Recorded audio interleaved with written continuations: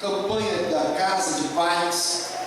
Deus está abrindo as nossas portas, né? Nessa rua aqui nós já temos mais uma casa, que é aqui os irmãos logo aqui do lado, né? Logo que eu cheguei aqui hoje, eles pediram uma casa de paz, e eu estarei fazendo. Pastora, irmã Rosângela aqui e o seu pai. E Deus, ele tem assim aberto as portas para nós de uma forma maravilhosa. Nosso alvo são 30 casas. E nós já estamos aí, pelo menos no papel, chegando a 15, né? E eu creio que nós vamos alcançar o objetivo, porque Deus está na frente, a igreja está orando e jejuando por isso. Eu quero, como nós estamos no meio da família, meio de pai, nós estamos pregando para a família. Hoje também nós estaremos ministrando uma palavra que Deus colocou no meu coração, na igreja, voltada para a família. O título da mensagem hoje é Edificando a Tua Casa. Repita comigo assim: eu preciso trabalhar na edificação da minha casa. Diga assim: Deus me chamou para essa obra que Ele está fazendo na minha casa. Legal, maravilhoso isso. Deus, ele está estruturando a igreja através da família. E eu creio, querido, quando a nossa família é uma família de oração, de prática da leitura da palavra, uma família que jejua, uma família que testemunha para o vizinho, quando nós temos as nossas famílias edificadas na verdade, a igreja é forte, a igreja é poderosa, a igreja é prevalecente, e as portas do inferno não vão prevalecer contra nós, porque a igreja começa lá dentro da sua casa. Repita comigo assim: a igreja do Senhor começa na minha casa. Ah, pastor, por que o senhor fala isso aí? Eu falo para você porque eu sempre falo aqui, quando nós falamos de família, que a igreja, a história da igreja, o propósito de Deus na humanidade começou em um casamento, Adão e Eva, e sua família, seus filhos, Caim e Abel, e uma geração que foi gerada após ele. E toda a história vai terminar em um casamento. O noivo Cristo com a noiva, a igreja, as bodas do Cordeiro. Mas a palavra também nos fala lá em João capítulo 2 que o primeiro movimento de milagre de Jesus no seu ministério com 30 anos de idade foi em um casamento, ou numa cerimônia de casamento. Jesus sempre começa do início. Toda obra se começa do início. E eu falei aqui, não sei se foi no domingo ou na terça-feira passada, no culto de terça-feira da semana passada, que quando você vai construir uma casa, você precisa começar a construção bem perfeita. A primeira coisa que você precisa fazer, ou o pedreiro precisa fazer numa construção de uma casa, você sabe o que é? A primeira coisa, será que ele começa pela laje? Ele começa pelo telhado, pela coluna, pelo tijolo? Ele começa por onde? Pela sapata. Ou fala que é fundação. A sua estrutura começa assim, pelo princípio. Interessante que uma das coisas que é parte da armadura cristã de Efésios 6 fala da sandália. E que a palavra lá em Efésios 6 fala da sandália? Calça-nos com a sandália da preparação do Evangelho da Paz. Preparação. O que é preparar? É você começar algo. É você se organizar no início. É você se estruturar no começo. Antes de você tomar uma atitude, você precisa se organizar. Organizar no seu interior. Antes de você fazer uma obra, você precisa se organizar financeiramente no tempo. Você precisa começar bem a estrutura. Então toda casa que é construída, ela precisa começar nessa parte. E por que, pastor? Porque se começa essa parte? Porque quando se começa essa parte, nós estamos visualizando depois. Nós estamos visualizando que o peso das colunas, do tijolo, da laje, do telhado, não vai derrubar, não vai comprometer aquela casa. Nós estamos falando de algo futuro. Quando vier uma tempestade, um vento forte, aquela casa vem construída com a base, com a estrutura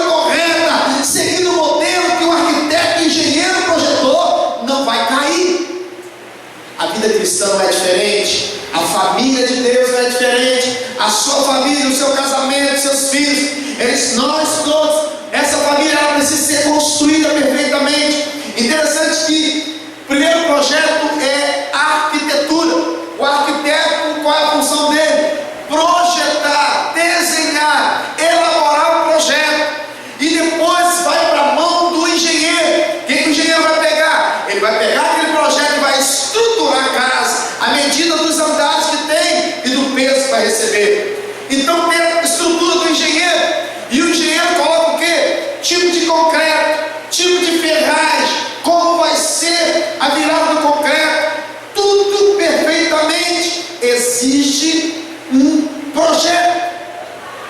O mestre de obra, o que ele faz? Ele pega o projeto do engenheiro, ele então elabora junto com os profissionais, os pedreiros, os ajudantes, os carpinteiros, como será feito todo o projeto no início. Eu queria, interessante, quando nós estávamos construindo o prédio em Seropédica, eu não era engenheiro, eu não era arquiteto, nem era mestre de obra, eu só era aquele que contratava, pagava, dava imposto, dava carteira, dispensava, comprava material. Era tão somente esse o meu papel lá. Mas eu sempre estava junto dos trabalhadores. Entrava na sapata, e a sapata era 3x3 e 3 metros de fundura. Tinha sapata que tinha 4 metros de fundura.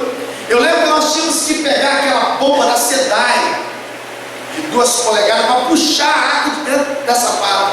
O carpinteiro fazia a forma, botar o plumo de centro. O que é plumo de centro? É para ele fazer o centro da sapata no lugar certo. Ele não podia errar num centímetro, querido. Um centímetro. O que eu quero falar para você?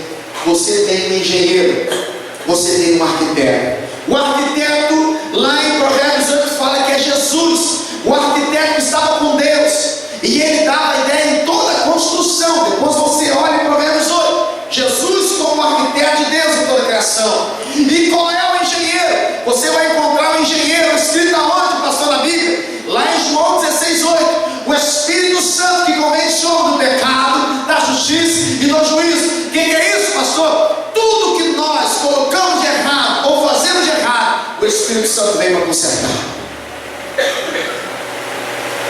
Interessante, estava fazendo o alicerce da entrada da rampa, e o alicerce ele era 1 metro de altura e 60 de largura. É o alicerce da igreja.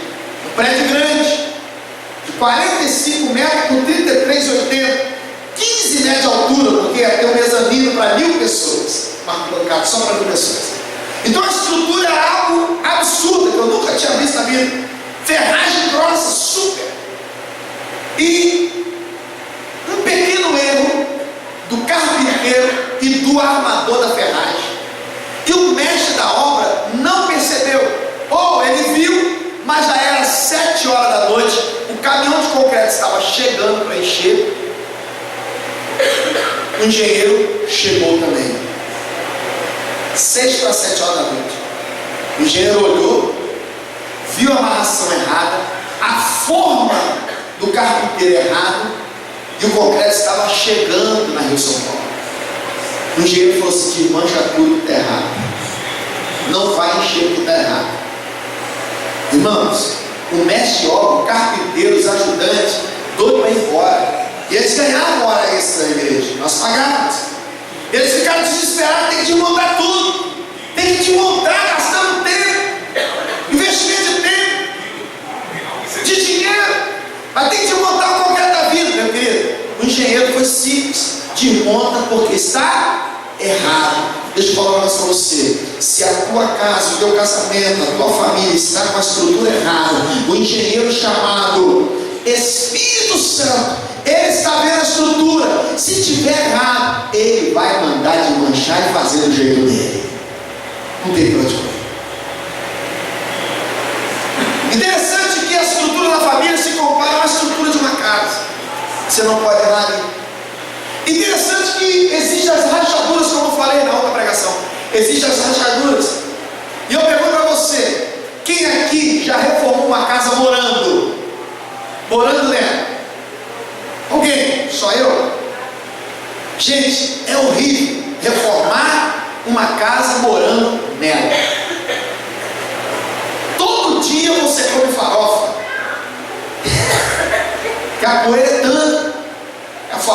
todo dia. Reforma requer esforço, sacrifício, dedicação. E muitas das vezes você quer reformar, mas não gosta de reforma. Deixa eu falar. Muitas das vezes o engenheiro vem para reformar a nossa família. E muitas das vezes, do jeito dele, nós não queremos, mas tem que aceitar. O engenheiro chega, o Espírito Santo fala assim: olha, teu casamento não está legal porque você tem que perdoar. Não está legal porque você tem que confessar. Não está legal porque você não tem boa comunicação. Vocês não têm boa comunicação. Vocês precisam melhorar. Meu querido, uma das coisas que o engenheiro do Espírito Santo vem para arrumar na família é a área do perdão. Irmão, perdoar é difícil. Liberar perdão ou pedir perdão é difícil demais. Muitas das vezes nós tomamos um passo, tomamos uma decisão sem pedir a orientação do Espírito Santo. Quando aparece rachadura, você vai ver, a fundação foi mal feita. Então, nós temos que buscar a melhor e a correta, a única edificação da casa. E eu falo de um fundamento, eu quero ler esse fundamento, está lá em Mateus 7, é o final do sermão do monte, Jesus ensinando os seus discípulos, sermão do monte, versículo 24 em diante. Aqui fala os dois fundamentos, assim diz: todo aquele, pois, que ouve essas minhas palavras e as pratica, será comparado ao homem prudente, que edificou a sua casa sobre a rocha. Edificou sobre sobre o que, queridos? Quem é a rocha? Ah, não sou eu não? Não é o pastor João não? Nem a pastora Rosa não? Quem é a rocha, igreja? E caiu a chuva, transbordaram os rios, sopraram os ventos, e deram com ímpeto contra aquela casa, e não caiu. Diga assim: a casa que Jesus é estrutura, não cai. Olha o teu irmão e fala assim: irmão, a casa não vai cair não. Interessante que isso aí é um ditado popular, né? Quando alguém descobre alguma coisa do outro, aí a casa caiu. Alzini, contra aquela casa que não caiu, versículo 25 final, porque foi edificado sobre a rocha, ou sobre Cristo. E todo aquele que ouve essas minhas palavras e não as pratica será comparado a um homem insensato que edificou a sua casa sobre a areia. E caiu a chuva, transbordaram os rios, sopraram os ventos, e deram com ímpeto contra aquela casa, e ela desabou, sendo grande a sua ruína. Então, essa ministração, esse texto, ele fala de dois fundamentos: sobre a rocha Cristo, palavra, mas sobre a areia. Areia nada mais é aquela construção aonde Deus não aprova, a palavra é contrária e não aceita. Ou estrutura sobre a areia nada mais é você seguir os teus conhecimentos e não de Deus. Ou construir a casa sobre a areia é você entrar na independência de Deus. Casa edificada sobre a rocha quer dizer o quê? Final feliz. Uma casa edificada sobre a palavra quer dizer que o final da sua história aqui na terra será feliz. Edificado sobre a areia, o final será angustiante. Só tristeza, só angústia, porque faltou o fundamento. E quando Jesus está falando aqui no Sermão do Monte sobre o final aqui, sobre a família, a casa, interessante que Jesus, qual era a profissão de Jesus aqui na terra? Carpinteiro. Ele cresceu aprendendo a carpintaria com seu pai José. Ele era fera, assim como seu pai. Mas aqui nesse texto, Jesus ele está dando uma aula de construção civil. Uma aula. Não era curiosidade, era conhecimento. Ele deu uma aula de como edificar uma casa, sobre edificações. Ele começa o texto: todo aquele, pois.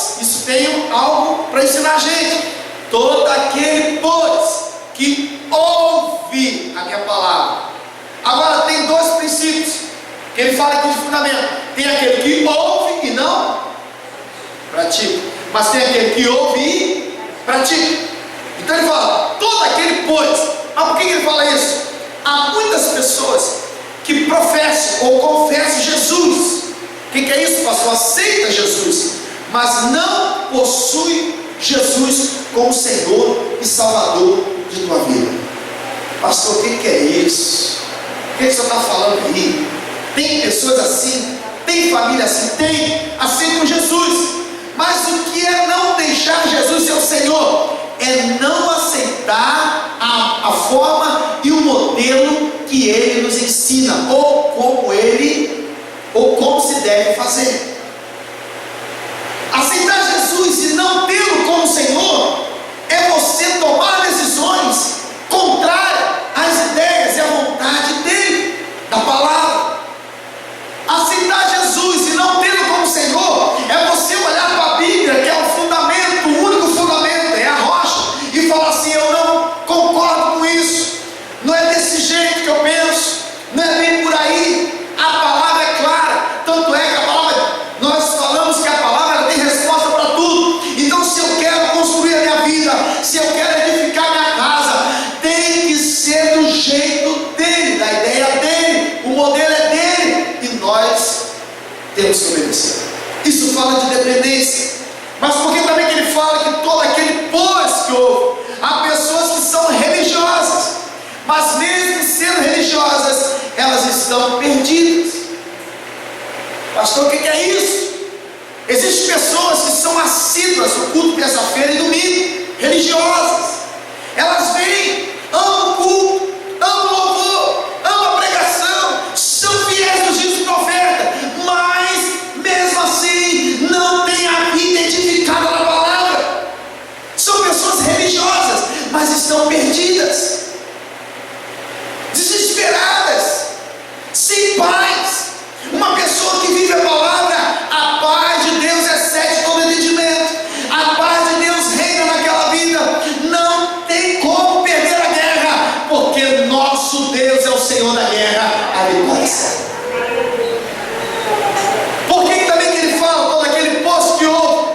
Porque há pessoas que são muito cerimoniosas com as coisas espirituais, mas não são consagradas a Deus. Pastor, o que é isso? São aquelas pessoas, conforme eu falei, não, o dízimo é sagrado,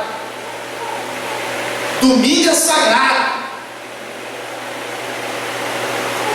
não, crente não pode mentir, legal, são bem cerimoniosos, tipo assim, se o culto está marcado 7h30, 7h30, se é para terminar 9, é 9, se passar de 9,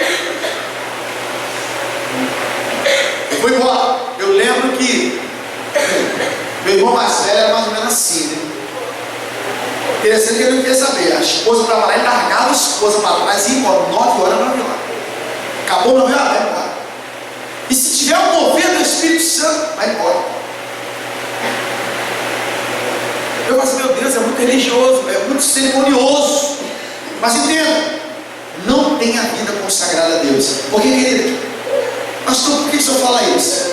Meu querido, imagine, o culto está marcado para terminar 9 horas. Passou 20 minutos porque houve um mover de Deus. Deus estava curando, Deus estava salvando. As pessoas vão embora mesmo assim, porque são cerimoniosas, são religiosas. Tem tempo para começar e tempo para terminar.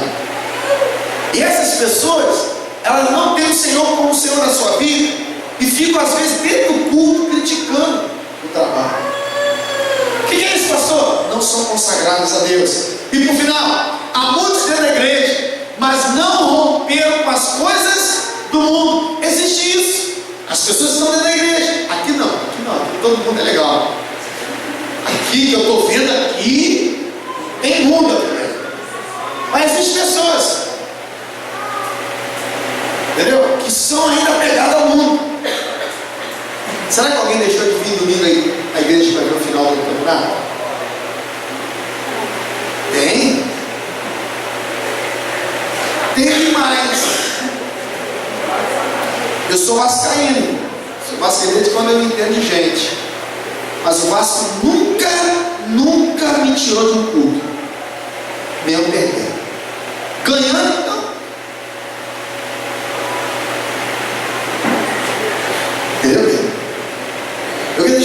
você: nenhum problema me tirou do culto, porque eu sei que é ali que Deus vai me alimentar a fé. A palavra fala que a nossa fé ela é aumentada pela palavra que nós ouvimos. É no culto que a minha história muda. Um abraço, querido, que eu recebo de alguém na minha crise muda a minha vida. Porque até o médico fala que quando você abraça alguém, você pode curar alguém com um abraço. E não entendo. Existem pessoas que estão dentro da igreja, mas não romperam com as coisas do mundo. Tipo de roupa, o que se veste, o que se fala. Existe irmão que às vezes brinca com cada brincadeira que você até arrepia um pouco, meu Deus. Então o mundo ainda está muito real na vida da pessoa, mas aqui hoje não tem. Então, para ouvir Jesus falar, precisamos ter muito mais que um ouvido natural e tímpanos funcionando, meu querido. Nós precisamos ter um ouvido de ovelha. Repita comigo assim: para eu ter uma casa edificada, uma vida edificada, eu preciso ter um ouvido de ovelha. O Jesus mesmo fala assim: as minhas ovelhas ouvem o quê? E seguem. Forte, né? As ovelhas me ouvem, me seguem. Então, querido, é muito mais do que um ouvido natural. É muito mais do que ter tímpanos funcionando. Na boa, você precisa ouvir. Interessante que ele fala sobre o fundamento. Aquele pois que ouve as minhas palavras. A pastora domingo passado ela deu um texto aqui, não sei se foi uma oferta, lá de Isaías 1,19. Se quiseres e me ouvirdes, vai acontecer o quê? Comereis o melhor da terra. Aí eu pergunto para você: quem aqui quer o melhor dessa terra? Mano, todo mundo quer. Quem quer aqui uma conta bancária com mais ou menos 500 mil lá? Quem aqui quer um carro seminovo na garagem? Já tem a marca escolhida aí? Beleza. Agora quem quer aqui uma casa própria? Beleza, eu quero aqui em Santíssimo, ora por isso. Eu tenho lá em Celebete próprio, mas eu quero aqui. Eu não sei se eu vou pagar aluguel, não sei se eu vou comprar, mas eu estou pedindo a Deus, porque Ele é a base de tudo que eu quero. Mas entenda, querido, o versículo fala: querer nós queremos, mas existe um princípio para alcançar o que nós queremos: ouvir. Interessante que a palavra, nesse texto aí, 1,19, ele fala algo no início e no final. Ele fala: se quiseres, todo mundo quer. Comer o melhor da terra, todo mundo quer. Mas no meio das duas condições, das duas maravilhas que nós queremos, existe uma condição: ouvir a Deus. Ouvir a Deus é o maior desafio na igreja, porque existem pessoas que ouvem, mas não vivem o que ouvem. Então, ter ouvido de ovelha é muito mais do que vir na igreja e assistir um culto. É preciso conhecer e praticar a palavra que edifica. É um princípio de Deus para nós. Qual a diferença? Quero fazer uma pergunta para a igreja. Qual a diferença de um cristão que ouve e não pratica a palavra para aquele que rejeita e odeia a palavra de Deus? Qual a diferença? Aquele que odeia e rejeita a palavra de Deus para um cristão que ouve e não pratica a palavra. Qual a diferença? Nenhuma. Estão indo para o mesmo caminho. Não tem diferença nenhuma. Qual a diferença de um cristão que não ora para um idólatra que faz a sua reza? Nenhuma diferença. E Deus quer mudar isso para que nós possamos viver uma estrutura. A verdade de Deus, o propósito de Deus. Eu quero muito. Eu quero comer o melhor dessa terra. Eu quero provar o melhor dessa terra. Eu tenho falado para Deus sobre a casa aqui. Eu tenho falado para Deus o carro que eu quero ter. Eu tenho falado para Deus, porque Deus tem o melhor para nós. Mas tem uma condição, querido. Será que nós estamos no nível de merecer o que Deus tem? Será que a minha família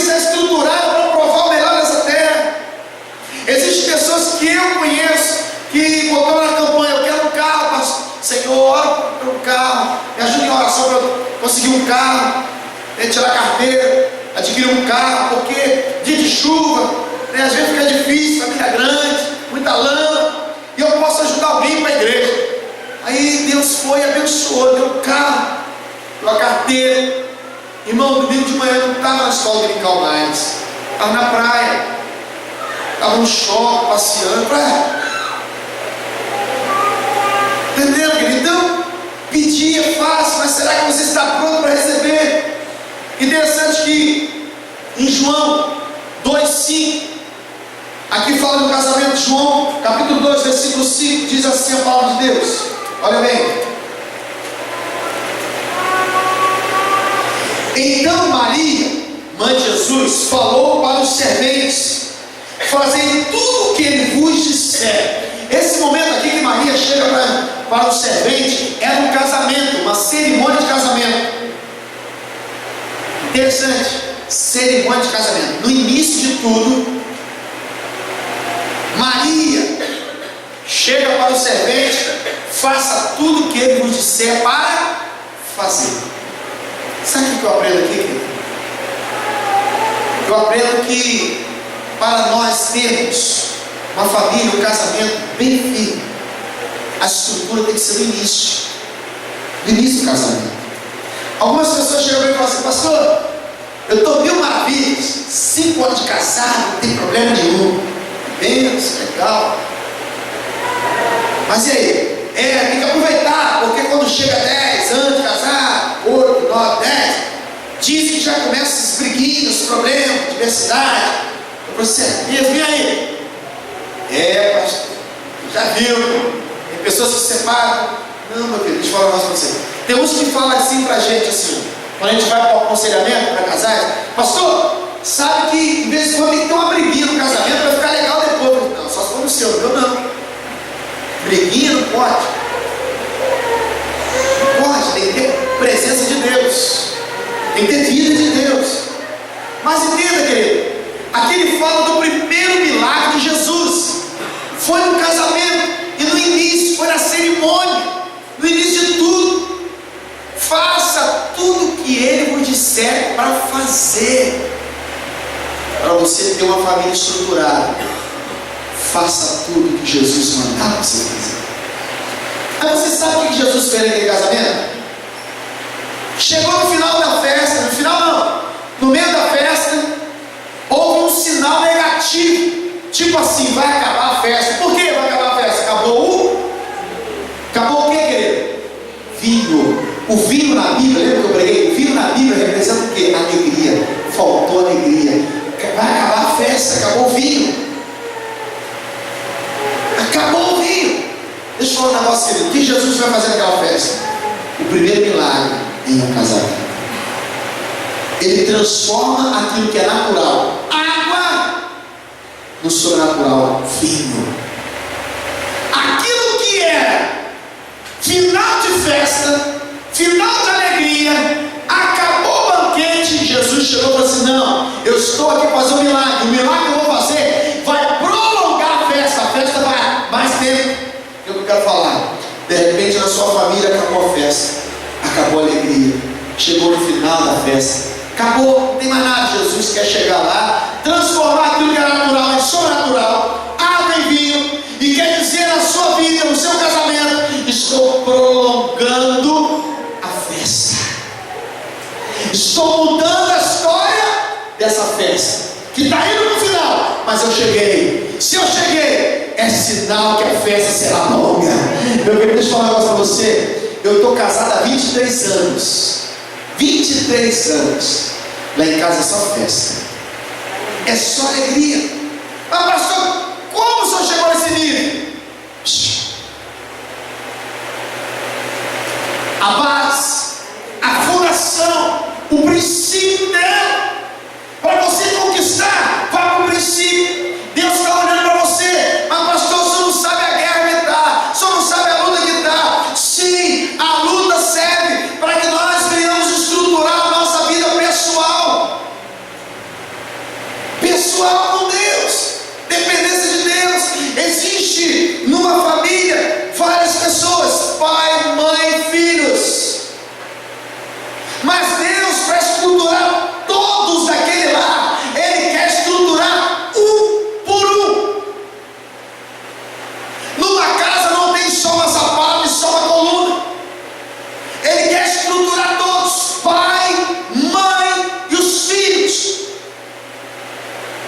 Ele quer fazer como Ele gosta de fazer, e é a forma única para fazer. Então entenda, meu querido, se lá na sua casa está sinal de final de festa, Jesus precisa chegar lá. Chega lá. Mas entenda, faça como Maria ensinou os servos: faça tudo o que Ele te disser para fazer. Em outras palavras, não desvie daquilo que Ele te ensinar a fazer. Princípio, querido. E interessante, para eu pregar essa palavra para você com autoridade, eu tive que passar esses 23 anos pelo deserto no casamento. Um casamento falido aos 5 anos de existência. Um casamento destruído, já com um filho no meio. Era mais velho, uma. Um casamento sem esperança de nada. Para eu falar para você, eu estou falando daquilo que eu vivi. Deus em Cristo, pelo Espírito Santo, no final da festa desse casamento, que era um sonho, Ele chegou para mudar água em vinho e falar: vai até o final, é até que a morte separe, ou veio o arrebatamento, e vocês vão provar o melhor dessa terra. Meu querido, eu estou provando o melhor dessa terra. Pastor, o senhor está provando? Me prova que o senhor está provando o melhor dessa terra. Você aqui hoje, você é o melhor dessa terra que Deus me deu. Meu querido, quando você chega aqui e fala assim: meu pastor, Deus está falando, esse é o melhor da terra, porque você acha que o melhor da terra é um carro, é uma casa. O melhor da terra são as pessoas que olham para você e quer ser igual a você, querido. Quando você entra aqui, eu dou glória a Deus. Deus está falando assim: valeu a pena restaurar o seu casamento, porque eu estou confiando pessoas para você ensinar que vale a pena ter uma família comigo. Você pensou que eu ia falar que o melhor da terra é o carro, né? O meu sonata é você. Quando você falta um culto, meu coração entristece. Mas quando você vem e me abraça, eu fico feliz, porque está valendo a pena pagar o preço. Está valendo a pena, são pessoas sendo restauradas, são casamentos sendo restaurados, edificados, famílias vivendo o melhor de Deus nessa terra. Vale a pena. Eu estou vivendo o melhor de Deus nesse tempo que eu estou vivendo hoje, querido. É você e a tua família. Às vezes o pastor puxa a orelha, mas deve, pastor, serve para isso. Primeiro ele puxa com o cajado. O cajado não é para bater, conforme muitos falam. É o cajado do pastor, está aí. O cajado é para tirar o meio dos espinhos. A ovelha que desobedece muito, o pastor judeu, ele tem um costume em Jerusalém de quebrar um pouquinho a patinha para ela obedecer. Mas depois cuida. Quebrar a patinha é quando vem aquela palavra às vezes pregada no público, doída, mas na verdade não dói. Ela só esfrega o problema, o carnegão do problema, para depois passar o bico para sarar. Pastor é assim. Entendeu? Aqui ninguém nunca aqui levou um puxão de orelha mesmo. Aqui que eu estou vendo aqui não. Ninguém. Não são os dois. São os dois. Mas eu acho que não. Puxão de orelha não. Porque aqui eu só tenho ovelha obediente. Querido, vale a pena. Quando você obedece o pastor na sua pregação, no seu aconselhamento, você está obedecendo a palavra de Deus. Sua vida está sendo estruturada, seu casamento está sendo estruturado na verdade. Entenda isso. Jesus, ele transforma o que é natural, sem sabor, em coisa sobrenatural e com gosto de quero mais. Meu querido, quando eu estou lá em casa, 23 anos que eu falei, foi igual ontem, hoje pela manhã choveu, ficando em casa, eu e a mulher, sentamos no sofá, ela aqui, eu abracei. Fiz cafuné, ela dormiu, chegou. Quando o almoço, sofazinho curvo, as crianças chegando da faculdade, da escola. Eu estou vivendo o melhor de Deus, dentro de casa, no ministério, fora de casa, na rua. Querido, por que eu estou falando isso, querido? Eu não tinha um casamento bom,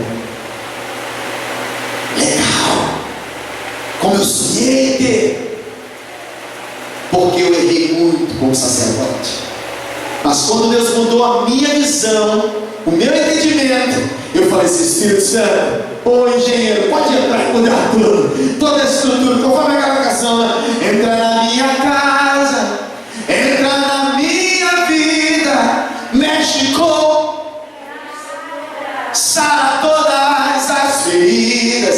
Me ensina a ter santidade. Quero amar. Por quê? O bem maior da sua família é o Senhor. O melhor de Deus na sua casa é Jesus. Entenda isso. Jesus faz o que seria final de festa em festa prolongada. E Ele transforma o ambiente. Imagina, todo mundo ali esperando o melhor vinho. E na verdade o melhor vinho sempre era no início. Acabado, eles ofereciam o pior. Mas naquela festa foi diferente. Diga assim, com Jesus é diferente. Diga assim, o melhor vem depois. Se você não está vivendo o melhor, eu profetizo. Jesus vai chegar e vai fazer você viver o melhor. Creia nisso. Ele é expert em mudar o ambiente. Vamos imaginar, um falando com o outro, acabou o vinho. É igual na nossa festa aqui. Aí acabou o salgadinho. No casamento você está lá, como se der, já acabou a cerimônia, aí acabou o salgadinho, acabou o refrigerante. A Coca-Cola não tem, só tem agora a convenção. Só tem agora Guaracã. Só tem agora suco de tangue. Acabou a Coca-Cola, acabou a Fanta, acabou o refri, acabou o salgadinho, não tem mais nada. Agora é só bate-papo. Você fica lá, querido, fala aí. Vou embora, já abracei a noiva, o noivo, os pais, vou embora, acabou a festa. Não é assim? Jesus chegou. Olha o teu irmão e fala assim: Jesus chegou. Fala assim: Jesus chegou na nossa casa. Na minha vida. Jesus chegou, querido. E quando ele chega, ele muda o ambiente. Aqueles caras baixos. E aí, acabou a festa? Imagina um saindo e alguém chegando. O que está chegando, chegou atrasado para a festa. E aí, vocês estão indo embora? E acabou a festa, acabou o vinho, acabou o salgadinho, acabou tudo. Ele está indo embora. Aí o que recebeu a notícia que está chegando aqui agora fala: poxa, perdi o salgadinho, início bom. Aí Jesus disse: ei, não sai ninguém não. Sai ninguém não. Tem água aí? Tem botija? Tem. Então traz aqui. Não sai ninguém não. Não sai ninguém. Deus fala: ei, não sai. Não sai do propósito. Não sai da posição que Jesus chegou. Tem água? Tem. Ele tem poder para transformar no vinho. É no melhor vinho. O ambiente vai mudar. Vai ser festa. Agora me convida. Me convida. Quer chegar lá? Quer chegar na festa, meu querido? Seu pastor tem que estar na festa. Se você não chamar o pastor nessa festa, tem que chamar. Estou terminando aqui. Diga assim: Jesus gosta de fazer milagres nas famílias. Será que precisa a tua família de um milagre hoje? O desejo dele é entrar lá. É por isso que nós estamos com um projeto de paz, casa de paz, entrando nas casas. Eu quero só lembrar para as irmãs. As mães, domingo vai ter aqui o conjunto, o mini coral das irmãs. Nós saímos domingo de manhã. Domingo que vem nós saímos e saímos de novo a música do Playback. Tá bom? Todas as mães aí, somente as mães. Ficou lindo domingo de manhã. Eu quero só adiantar que nosso horário avança, só tem 13 minutos, mas eu quero abrancheá-lo. Eu quero que você abra a palavra de Deus em Tiago 1:22. Tiago 1:22. Nosso tempo corre, mas esse texto eu quero ler para a igreja. Tiago 1, versículo 22. Diz assim a palavra de Deus: tornai-vos, pois, praticantes da palavra e não somente ouvintes, enganando-vos a vós mesmo. Meu irmão, isso aqui é forte. Pastor, eu posso enganar a mim mesmo? Pode. Se você for um crente que só vem na igreja para ler a Bíblia do pastor e não praticar a leitura e prática no dia a dia, você está enganando você mesmo. Você está perdendo tempo. Tem crente que só lê a Bíblia do pastor e não pratica em casa. A palavra fala aqui: tornai-vos, pois, praticantes da palavra e não somente ouvintes, enganando a vós mesmos. Então cuidado, querido. A Bíblia nos ensina a orar, a dizimar, a ofertar, a perdoar, a congregar, a crer. E eu falo para vocês, então não pratica procrastinação. O que é isso? É você começar e não terminar. É você faz, mas não termina o propósito.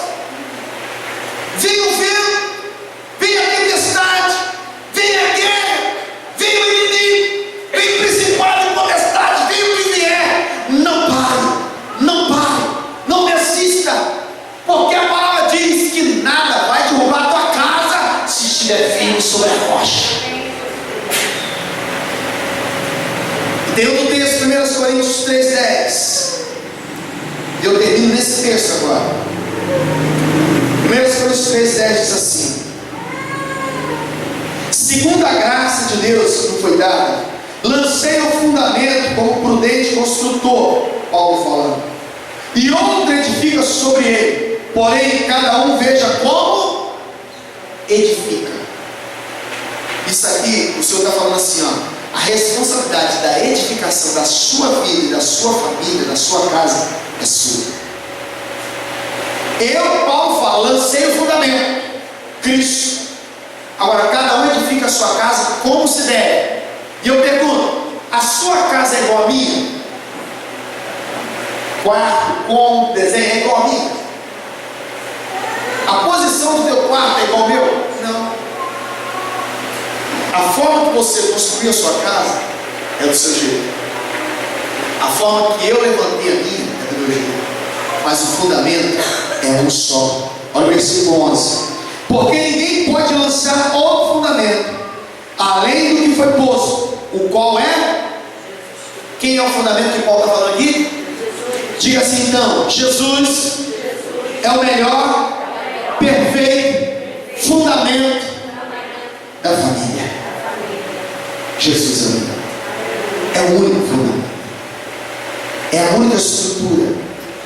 E Paulo fala assim: veja como você edifica, e não lance outro fundamento, tem que ser do jeito de Deus. Entenda que eu não sei como está a sua casa, ou não sei como está você como casa de Deus, mas eu quero falar um negócio para você. Você precisa seguir esse fundamento de Deus. Lá em Mateus 16, 18, quando Jesus chega para o discípulo e fala assim: por que diz que eu sou? Pedro, ele chega para Jesus e fala assim: tu és o Cristo, o Filho do Deus vivo. E Jesus olha para Pedro e fala assim: muito bom, Pedro, não foste carne nem sangue te revelou, mas o Pai que está no céu te revelou. E ele fala: sobre esta pedra eu vou edificar a minha igreja. Sobre essa pedra. Tem uma religião que falou que essa pedra é Pedro e colocou Pedro como fundamento dessa religião. Mas Jesus não está falando isso. Jesus está falando: sobre essa pedra, Pedro, eu vou edificar a minha igreja. Ou sobre a revelação que vem do Pai, a minha igreja será edificada. É aquilo que você tem na intimidade com Deus, como revelação de Deus, que a sua vida e a sua casa será edificada. E o melhor, ele termina o texto falando assim: sobre esta igreja, as portas do inferno não prevalecerão contra esta igreja. Em outras palavras, Jesus está falando: e as portas do inferno não prevalecerão contra o teu casamento, a tua família, os teus filhos, a tua vida, em nome de Jesus. Se você crê, fica de pé, mano. Eu não sei como você está, mano.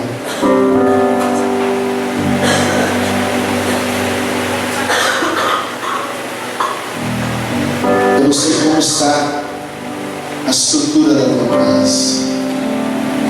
Eu não sei como está você hoje. Eu não sei se as lutas têm sufocado você. Eu já falei e vou repetir: eu já passei por lutas e passo por lutas. Eu estou passando uma prova. Mas entenda, não é uma prova no casamento. Meu casamento vai a 1000 por hora. Não é uma prova dos meus filhos. Meus filhos estão me honrando muito. Não é uma prova financeira, porque Deus está provendo, porque Ele é Jeová Jireh. Não é uma prova de enfermidade, porque eu tomo posse da cura. Isaías 53 fala que Ele já levou todas as enfermidades.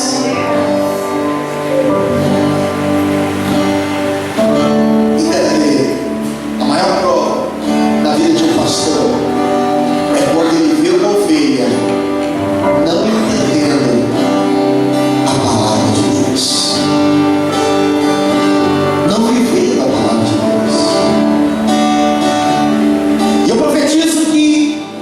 O que você recebe aqui, acabou de receber essa noite, nesse culto, venha edificar a sua vida e a sua casa, casamento, seus filhos. Venha mudar a história do seu entendimento. O teu interior seja agora iluminado, a sua mente receba a luz, o teu espírito receba a vida, a tua fé venha aumentar, porque Jesus ele chegou de uma forma especial hoje nessa palavra, dizendo para você: eu tenho tudo que você quer, eu tenho tudo que você precisa, e eu sei o que você precisa, eu sei o que você quer, eu sei a tua necessidade. Mas entenda, ele manda te dizer como está a estrutura para você hoje, como está a estrutura da tua fé, da tua vida espiritual com Deus. Deus está vendo tudo que você precisa, Ele está com a bênção pronta para você. Mas será que você está merecendo? Será que não vai ser muito peso para você? Será que não vai desviar você? Será que não vai mudar a história inteira? É no meio da luta que se mostra o fiel, que se mostra o adorador, que se mostra o filho de Deus. É no meio da guerra que se mostra o vencedor, que se mostra aquele unção de Davi para derrubar Golias. Eu profetizo que nenhum inimigo vai derrubar o vento que você hoje recebe, que está sendo soprado na direção da sua casa, a tempestade que você vive hoje. Eu falo para você na palavra: a tua casa não vai cair, a tua família não vai cair, os teus filhos permanecerão de pé. Eu profetizo, porque é Deus falando, é a palavra de Deus afirmando. Pode passar os céus e a terra, mas a palavra do Senhor permanecerá, não passará. Ela transforma aquilo que é falta de alegria em alegria. Ele quer mudar o ambiente da sua casa, Ele quer mudar o ambiente do seu coração, Ele quer mudar você. Feche os seus olhos.